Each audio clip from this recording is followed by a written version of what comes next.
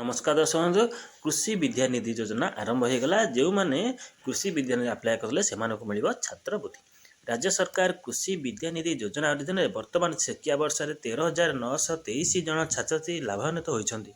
यही योजना अंतर्गत सीएम किसान लाभान्वित कृषकों संतान मान उच्च शिक्षापी आर्थिक साहाय्य प्रदान करा जाउछि। लाभान्वित छात्र मानक मध्य 592 जन मेडिकल, 4,592 जन इंजीनियरिंग, 4,574 जन पॉलिटेक्निक, 1,417 जन नर्सिंग एवं 164 जन कृषि विभाग छात्र अंतर्भुक्त। एथिरे 55 जन छात्र एनआईटी और आईएम भली प्रतिष्ठित शिक्षा स्थान लाभ पाई। राज्य सरकार यही योजना अंतर्गत मोट 53.57 कोटी टंका आर्थिक साहाय्य छात्र मान आधार लिंक बैंक अकाउंट को प्रदान करिसंती।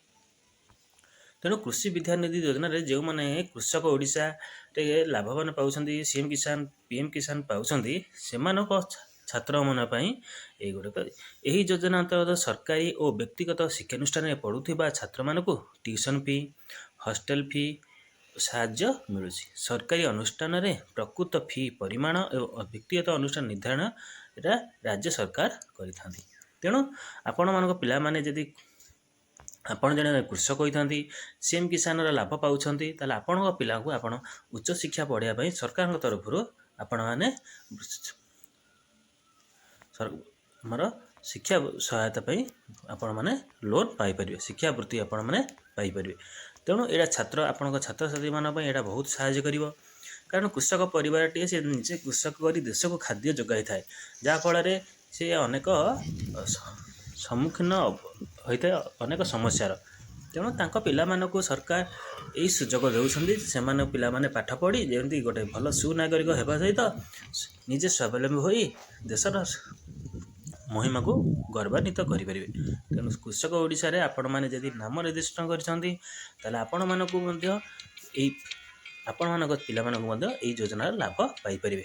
तेणु कृषक ओडिशा रे जो माने पाउछंती टंका सेपटू भी सरकार आपन साहाय्य करुछंती। तेणु आपणक पिला मानक पई कृषि विद्यानिधि योजना रे सरकार वृत्ति टंका देबे, जहाँ फल आपण पिला माने उच्च उच्च अनुष्ठान रे पाठ पढ़ी पारे। तेणु ये हूँ सरकार योजना।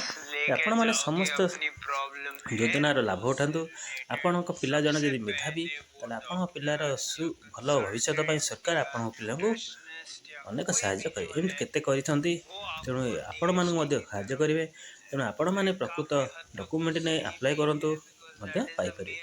तेणु कृषि विद्यानिधि योजना आपण शामिल हेबा पई निकटस्थ ब्लॉक को जातु, हमर सीएस केन्द्र जाए अप्लाई करंतु, कला पारे आपण मानको मिल जाई परिबो।